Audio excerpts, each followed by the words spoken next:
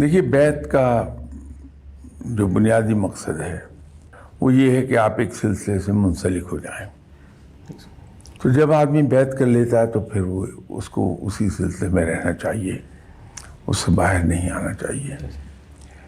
लेकिन इसका जो सबसे ऐसा पहलू जिस पर नज़र नहीं होती लोग किसी की भी, वो ये है कि बैत को हम एक तरफा एग्रीमेंट करते हैं।